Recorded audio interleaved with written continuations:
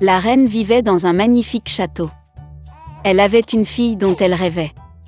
L'enfant avait les cheveux noirs et la peau blanche. Par conséquent, ils l'ont appelée Blanche-Neige. La reine est morte peu de temps après. Le roi n'a pas pleuré pendant longtemps. Un an plus tard, il a amené une nouvelle reine au palais. Elle était belle, mais en colère. La femme a apporté un miroir magique avec elle. Chaque jour, elle admirait son reflet en lui et lui posait la même question. Qui est la plus belle du monde ? Le miroir n'a toujours dit que la vérité. Par conséquent, il a honnêtement loué la beauté de la reine et la femme rayonnait de bonheur. Blanche-Neige grandissait et chaque année sa beauté s'épanouissait de plus en plus. Et maintenant, une fois de plus, s'adressant au miroir, la reine a entendu en réponse qu'elle n'était plus la plus belle du monde, mais Blanche-Neige. La reine n'allait pas endurer cela dans son propre palais. Elle a ordonné à son fidèle serviteur de conduire la princesse dans un fourré impénétrable et de la tuer. Mais le serviteur ne pouvait pas, même pour l'amour de la reine, tuer la douce fille. Il a amené la princesse dans une forêt sombre et l'a laissée partir. Et lui-même retourna au château et dit à la reine qu'il avait suivi son ordre. Pendant longtemps, la princesse a erré dans la forêt. En chemin, elle était aidée par toutes sortes d'habitants de la forêt. Blanche-Neige était très gentille avec eux et ils sont donc devenus de bons amis. Vers le soir, la princesse est tombée par hasard sur une petite maison. Elle y entra et vit qu'il n'y avait personne dans la maison. La table était dressée pour cette personne et il y avait 7 lits bébés dans la chambre. Et tout dans cette maison était très petit.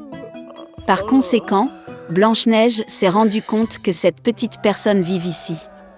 Après un long et difficile voyage, elle se coucha sur l'un des lits et s'endormit profondément.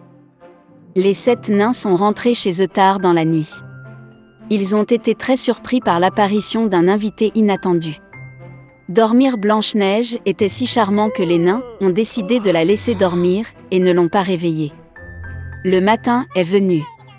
Blanche-Neige s'est réveillée, a vu les 7 nains et a eu peur.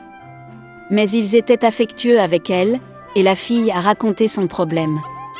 Ils ont tout de suite aimé Blanche-Neige et les nains l'ont invitée à rester avec eux. De plus, elle a accepté de s'occuper de la maison, cuisine, lavage et nettoyage.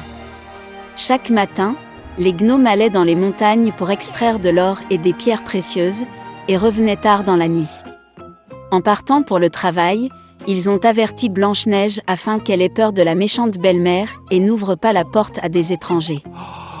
À ce moment, la reine, comme d'habitude, se rendit dans la pièce secrète pour parler au miroir magique. Mais le miroir a soudainement dit qu'elle n'était pas la plus belle du monde, mais Blanche-Neige. Que la princesse est toujours en vie et vit avec les gnomes dans la maison. La reine est devenue très en colère et a décidé de s'occuper elle-même de Blanche-Neige. Elle est allée dans une pièce secrète et y a cuisiné une pomme venimeuse. C'était très beau à l'extérieur, mais si quelqu'un en mangeait ne serait-ce qu'un morceau, il mourrait certainement. Quand la pomme fut prête, la reine se changea en ancien marchand et vint à la maison des nains. En voyant la douce vieille femme, Blanche-Neige se sentit désolée pour elle. Elle ne se douta de rien et quitta la maison. La vieille femme a offert à la fille une pomme mûre et a dit que si elle mange cette pomme, elle restera jeune et belle pour toujours. Blanche-Neige l'a crut, et dès qu'elle mordit la pomme, elle tomba morte et cessa de respirer. La reine satisfaite se rendit au palais. Dans la soirée, les nains sont revenus du travail et ont vu Blanche-Neige gisant sur le sol. Elle ne respirait pas. Ils ont sangloté si fort et ont déploré que leurs cris aient été entendus par le beau prince, qui chassait dans la forêt voisine. Il est devenu intéressant pour lui quel genre de hurlement s'est produit qui a effrayé tous les animaux. Et quand le prince a trouvé la maison des nains, il a vu Blanche-Neige. Elle était si belle que le jeune prince est immédiatement tombé amoureux d'elle.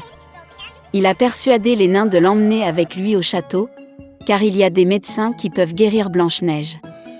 Les nains l'ont permis. Puis le prince ordonna à ses serviteurs de porter la princesse sur leurs épaules. Et quand ils la portaient, il arriva que les serviteurs trébuchaient sur un buisson, et de la commotion cérébrale, un morceau de pomme empoisonnée est tombé de la bouche de Blanche-Neige, et elle s'est réveillée. En voyant le jeune prince, la fille est également tombée amoureuse de lui, et a accepté de l'épouser. Ils ont également invité leur méchante belle-mère au mariage. De colère Q.